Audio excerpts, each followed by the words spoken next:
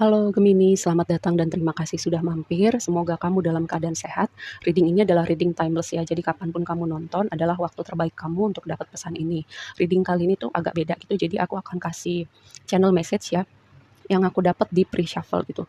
Jadi di channel message-nya ini ada tema tentang Gemini kolektif ini lagi ada yang patah hati atau sedih ya dengan sebuah hubungan yang berakhir kayak gini. Jadi kayak ibaratnya ada dua orang nih dalam sebuah hubungan, yang satu merasa ini bisa jadi kamu atau bisa jadi orang yang satunya gitu. Kayak merasa nggak pernah cukup atau salah terus gitu. Kayak aku kurang terus, aku salah terus, kayak aku nggak pernah bisa bikin kamu seneng. Kayak ada tema seperti itu ya. Itu yang jadi penyebab berakhirnya sebuah hubungan ini kayak ya udah kalau aku nggak bisa bikin kamu bahagia, nggak bisa bikin kamu happy, atau yang satunya nih ngomong secara frontal, ya udahlah, toh kamu nggak bisa bikin aku senang, lebih baik udahan aja gitu ya. Lalu, kalau misalnya hubungan ini nggak berakhir, tema ini berulang terus jadi bikin kayak overthinking, bikin beban hati. Duh, jangan-jangan entar dia mutusin gue lagi, kayaknya gue salah terus gitu, kayak pengorbanan gue nggak cukup. Pemikiran-pemikiran seperti itu ya. Lalu, ada tema lagi sebagian kalau overthinking dan kegelisahan itu berhubungan dengan kondisi pekerjaan atau finansial. Lalu ada tema juga tentang rilis ya, kamu perlu merilis sesuatu, melepaskan sesuatu, bisa cara berpikir, cara hidup, atau hubungan tertentu ya, terutama kalau kamu udah merasa nih di hubungan ini, hubungan apapun, entah itu hubungan romantis, hubungan pertemanan, kayak memang sudah waktunya gitu, entah masalah waktu aja kayak kamu mengambil action, atau semesta yang intervensi, atau gini, kayak tiba-tiba bubar jalan aja sendiri gitu, nggak ada konflik, nggak ada apa, tiba-tiba merenggang semakin lama menjauh ya. Karena memang sudah waktunya hal ini untuk kamu rilis. Lalu satu lagi temanya ada sesuatu yang baru di realita kamu ya. Bisa berhubungan dengan finansial, bisa orang-orang baru, bisa apapun gitu. Oke, kita bahas lebih lanjut.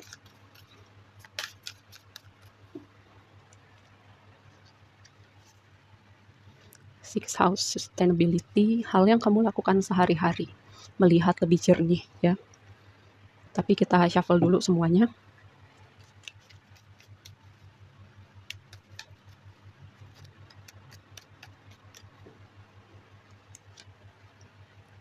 Fokus pada kebahagiaan kamu, fokus untuk memulihkan diri kamu, memprioritaskan diri kamu.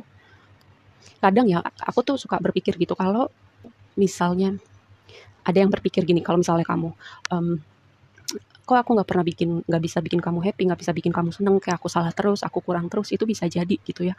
Kamu segitunya memprioritaskan orang lain atau orang-orang tertentu ya, dimana kamu jadi sampai lupa nih untuk melihat diri kamu sendiri gitu. Makanya ada tema fokus ke diri kamu dulu atau membahagiakan kamu. Misalnya sebagian kamu yang hubungannya sudah berakhir, kamu mungkin butuh waktu dulu ya untuk memproses luka atau kesedihannya, tapi setelah itu kamu perlu belajar gitu, kayak apakah kamu segitunya memprioritaskan orang lain sampai lupa diri kamu atau enggak ya.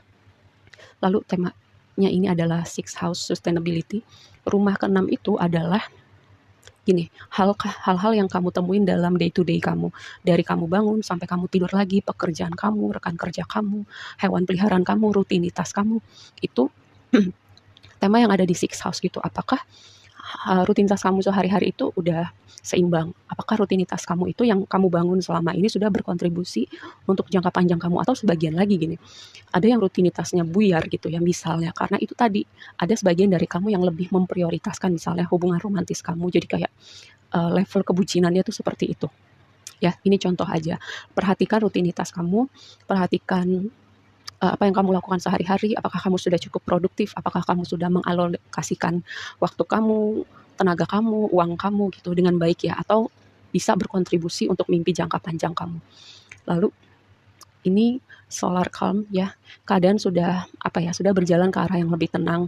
Ibaratnya kalau sebagian tadi aku melihat kayak ada guncangan yang berhubungan dengan hubungan romantis, kamu sedang bertransisi, dan terutama kamu bisa melihat perspektif lain dari hubungan yang sudah berakhir itu ya. Atau mungkin sebagian kamu yang overthinking, kamu bisa melihat nih, ibaratnya kayak kamu melangkah di sungai yang bening gitu, tiba-tiba ada sesuatu yang lewat kan airnya jadi keruh gitu. Ibaratnya air keruh itu udah perlahan-lahan turun, pasirnya udah turun, kamu bisa melihat lagi nih di air yang jernih situasinya secara menyeluruh, apa yang kamu lakukan, apa yang dia lakukan, kamu punya perspektif yang lain ya, terutama tentang hubungan ini, atau tadi tantangan yang kamu hadapin itu berhubungan dengan kondisi finansial atau pekerjaan kamu ya. Nih, Nine of Cups, wish fulfillment, dream come true, kamu akan melihat gini, ada hal-hal yang kamu ingin wujudkan terwujud di realita kamu. Karena Nine of Cups ini kan kartu kebahagiaan ya, atau melihat hal-hal yang kamu mau itu terwujud. Lalu bisa juga gini, yang jelas tema Nine of Cups itu happy ya. Yang berikutnya juga mungkin temanya sebagian buat kamu itu belajar memprioritaskan diri kamu, belajar menyayangi diri kamu, belajar untuk mendahulukan diri kamu terlebih dahulu ya. Ini Nine of Cups. Juga gini, karena di sini Nine of Cups terus di sini ada Devil gitu ya. Coba perhatikan gitu yang kebanyakan itu nggak baik ya, apapun itu yang kebanyakan. Dan mungkin ada misalnya kebiasaan-kebiasaan tertentu yang sebenarnya kamu perlu lihat nih untuk jangka panjangnya itu baik buat kamu atau enggak. Tadi balik ke tema yang ini, apakah itu berkontribusi untuk perkembangan kamu, evolusi jiwa kamu atau enggak. Yang jadi blessing kamu dengan Devil di sini jadi blessing kamu ya. Biasanya Devil ini kan temanya berat ya. Bisa berhubungan dengan obsesi, bisa berhubungan dengan kecanduan atau perilaku-perilaku tertentu, atau sesuatu yang toksik gitu, orang-orang yang toksik atau situasi yang toksik.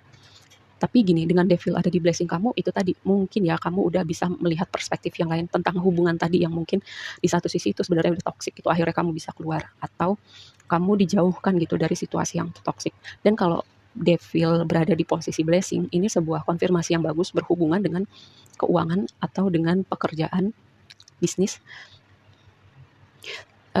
Dan sebagian lagi kamu yang terlalu serius kayaknya kamu butuh piknik deh ya. Ingat, belajar gitu, belajar untuk bikin diri kamu seneng gitu. Kayak kalau misalnya kamu nggak punya budget untuk piknik atau untuk traveling gitu, coba apa gitu hal simple yang bisa naikin mood kamu atau membuat diri kamu apa ya happy gitu.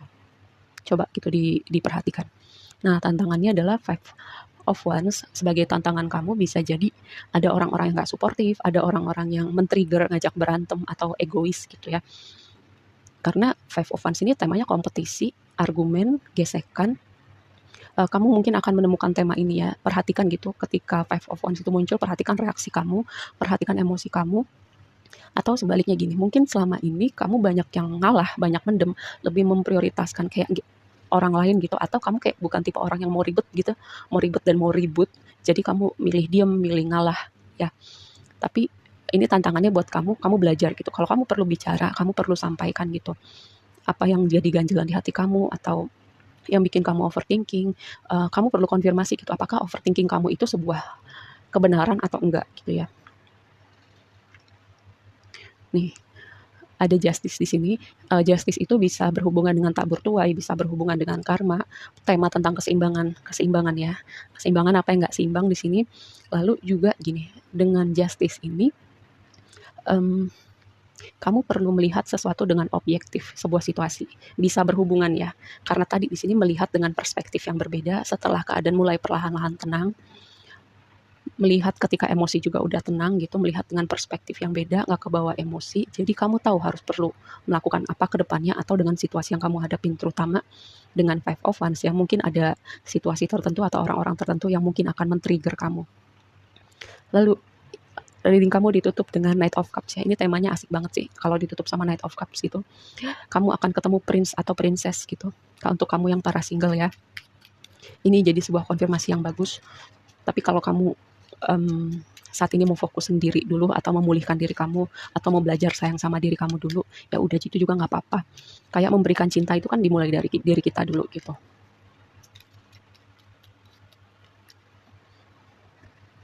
Oke, roda berputar, bertransisi, keadaan yang lebih tenang. Sosok perempuan signifikan, komitmen yang berakhir. Lihat, sesuatu, aku bilang ini tuh harusnya ya, ini tuh harusnya jadi sebuah gini. Jadi sebuah konfirmasi yang bagus kayak ada kontrak, ada ikatan, ada pernikahan, ada hubungan gitu. Dengan mungkin sosok perempuan signifikan ini atau ini kamu gitu. Tapi kartunya ditutup dengan coffin ini merepresentasikan pertama sebuah ending, sebuah akhir atau ada situasi yang tersembunyi yang terungkap ya. Sebagian dari kamu situasi ini memang tidak terhindarkan gitu. Karena di sini ada Wheel of Fortune. Wheel of Fortune itu energinya kadang ngagetin, tapi gini, dengan Wheel of Fortune itu memang kadang tidak terduga, tapi itu membuka pintu buat kamu ke suatu tempat, terutama dia diikutin sama Six of Swords ya. Six of Swords dia membuka pintu, kamu bertransisi gitu ke tempat yang lebih baik, lebih tenang, lebih pas buat hati kamu, terutama bertransisi ke sebuah hubungan ya, dimana hubungannya itu seimbang, dimana hubungannya itu seimbang ya, keseimbangan. keseimbangan memberi dan menerima, keseimbangan dalam hal berusaha saling mengerti, berusaha saling memahamin. Ibaratnya hubungannya itu dua arah gitu, nggak cuma kamu doang yang berusaha, tapi pihak yang satunya juga berusaha. Nggak cuma bicara hubungan romantis aja, tapi juga pertemanan, hubungan pekerjaan. Makanya kayak di sini tuh kamu perlu gitu, ada sebagian dari kamu yang perlu belajar apa yang kamu ganjelan di hati gitu kamu omongin gitu. Jangan hanya karena kamu kayak nggak mau ribut atau nggak mau ribut, kamu mendem itu terus ya. Jadinya kamu ngebatin. Oke, segitu aja dulu readingnya kali ini buat kamu. Semoga bermanfaat dan sampai ketemu di reading berikutnya. Bye.